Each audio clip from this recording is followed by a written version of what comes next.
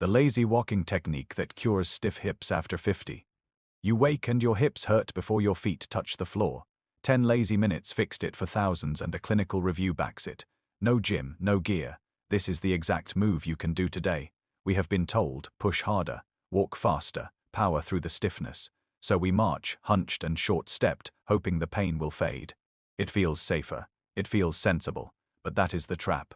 Short, fast steps lock the hips. They starve the joint of easy range of motion. Weeks and months pass. The hip grows tighter. Balance slips. Falls come closer. People blame age. Not the whole truth. Not yet. In the next minutes you will learn the lazy walking trick, a tiny shift in foot placement and pace that frees the hip. You will hear to real stories. You will get the exact warm-up and the 3-step lazy walk sequence. No gym, no special gear, just your shoes and 10 minutes. Before we start, one quick favor. Hit like, subscribe, and tap the bell for simple, science-backed mobility fixes. Drop "I will try" in the comments and I will pin a 2-week tracker so you can follow along. If you have recent surgery or acute joint pain, check with your clinician before trying this. Let us start right now. Key point 1, the short stride trap. Why it looks safe. Short steps feel comfortable. They seem like less work. They are gentle. Grandma shortens her stride because it feels steady and safer on uneven sidewalks. Hidden truth or danger. Short steps reduce how far the hip can extend behind the body, and that extension is the motion your body needs to push forward efficiently. When you never let the hip reach back, the glutes and hamstrings stop firing fully. Over weeks and months, those posterior muscles lose strength and the hip progressively folds closed. That loss of extension does not just slow you down, it changes balance, damages walking economy, and raises fall risk.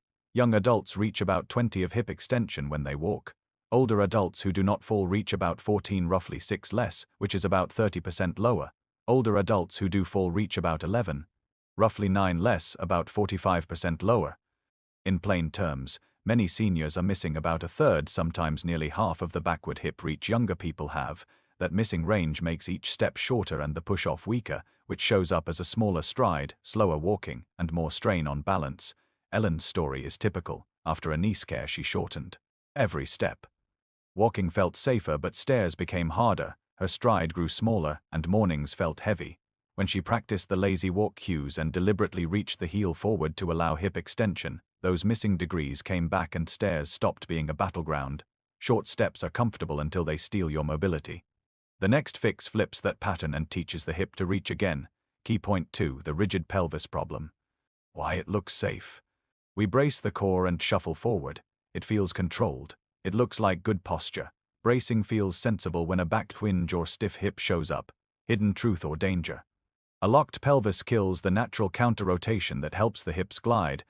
Without that tiny twist, the hip capsule and soft tissues stiffen. Over time, the walking pattern becomes stiff, effortful, and less efficient, and that adds strain to knees, lower back, and balance.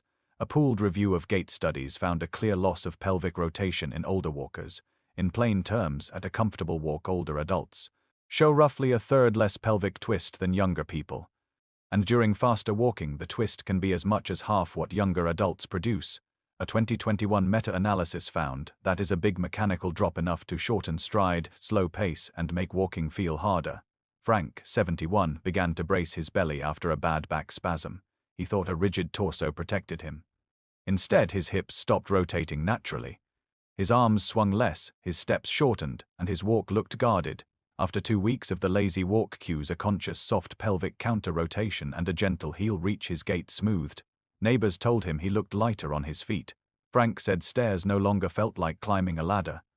Pelvic rigidity is fixable. The lazy technique teaches your pelvis to unwind gently, and the next section shows the exact cue that unlocks that twist. Key point 3, underused hip extensors. Why it looks safe. We assume walking uses all the leg muscles evenly. If you have walked for decades, repetition feels like training, so we trust the pattern even when it becomes inefficient. Hidden truth or danger. Many seniors underuse the hip extensors, the glutes and hamstrings. Over time, those muscles stop contributing fully to the push-off phase.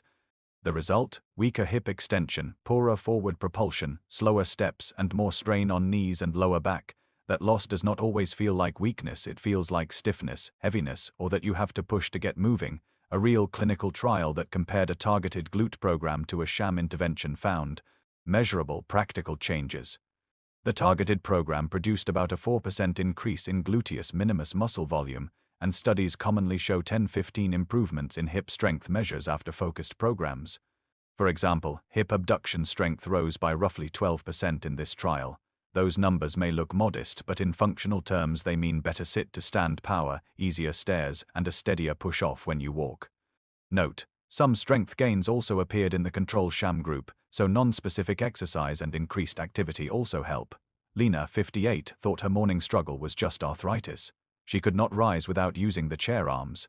After 5 days of the lazy walk cues plus short-seated glute squeezes, she felt her legs push more under her. Standing up required less grip on the chair arm. By 2 weeks her morning stiffness softened, not a miracle but steady, measurable change. You won't beat this with brute force.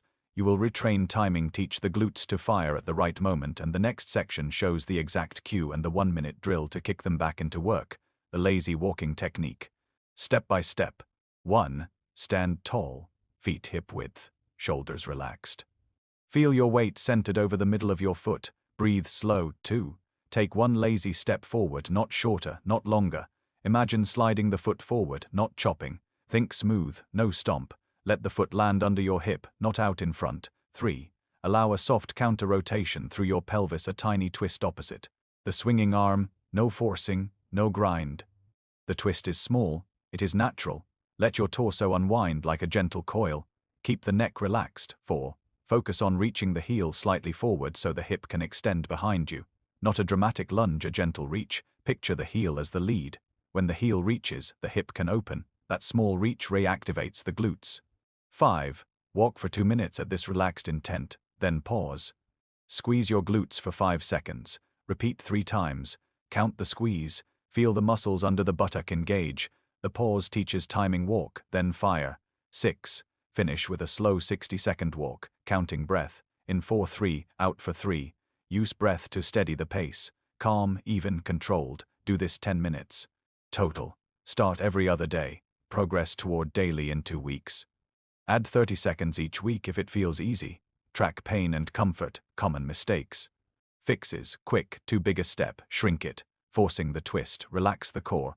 Heel never reaches, focus on sliding the foot forward. Modification for limited mobility: seated march with heel emphasis plus gentle pelvic tilt. Same timing, 2 minutes, pause, 5-second glute squeeze. Safety note: if you have acute pain or recent surgery, check with your clinician first. Quick warm-up 60 seconds before the walk. Before you start the lazy walk, wake up your body gently. This is not about sweating or pushing hard, it is about activating awareness. Think of it as tuning your joints and muscles before they start the melody of movement. Step 1. March in place. 20 seconds. Lift the knees comfortably high. Feel your feet connect with the floor. Let your arms swing naturally. Each step should feel light, rhythmic, and smooth. You are waking up blood flow, switching on balance, and reminding your body what stability feels like. Step 2. Hip circles. 20 seconds each direction. Place your hands on your hips, make slow, small rotations. Not too big, just enough to loosen tension. You are lubricating the joints, warming the low back, and easing stiffness that builds from sitting. Switch directions and notice the difference. One side always feels tighter. Breathe through it, let the hips glide, not grind. Step 3. Ankle rolls. 10 seconds each foot. Lift one foot slightly. Draw gentle circles with your toes. Clockwise, then counterclockwise. Feel the ankle joints open and the calves relax. This simple motion helps prevent tripping, improves circulation, and prepares your stride for balance. Now take one slow breath in, exhale completely. Let the shoulders drop. Your body is ready, awake, relaxed, and balanced. Then start the lazy walk. Move with intention, not force. Let each step feel effortless, almost meditative. This short warm-up is not just physical. It signals your brain, we are safe, we are aware, we are ready to move with ease. Psychological insight. Why we keep doing the wrong things. We live in a culture that worships effort. Push harder, move faster, do more. It sounds motivating, but for many, especially when pain sets in, it becomes a trap. Because pain does not just live in the muscles, it rewires the brain. It changes how we move, think, and even breathe. When something hurts, the nervous system tightens its guard. Muscles grip, joints stiffen. We start bracing without even realizing it. And then comes the frustration: why cannot I move like I used to? So we push harder, We stretch aggressively. We chase big results. But the truth? That extra force just tells the brain we are still in danger, and the brain responds by locking the body down even more. Marketing does not help. It sells us the idea that strength means struggle, that stillness means laziness, that rest is weakness. Even medicine often reinforces this cycle. Scans, pills, temporary relief. Few ever mention motor retraining, the quiet art of teaching the brain to move without fear. That is why the lazy walk feels almost radical. It is not lazy at all. It is intelligent. It speaks to the nervous system in a language it understands: calm, gentle, safe motion. Instead of forcing change, it invites curiosity. Instead of pain, it brings awareness. And when curiosity replaces fear, the body finally starts to heal. The lazy walk is not about doing more. It is about doing right with patience, presence, and ease. You do not need longer miles. You need a different step. 10 lazy minutes, gentle pelvis, mindful heel reach, that's the fix. But here is the kicker. People who add this habit report less pain and more confidence in 2 weeks. Imagine reclaiming your morning one step at a time. Like this video if you want easy mobility hacks. Subscribe for weekly, science-backed movement tips. Answer in the comments. 1. What is your biggest hip complaint right now? 2. Will you try the lazy walk for 2 weeks and report back? 3. Who taught you the push harder rule, and what if that rule is making you stiffer?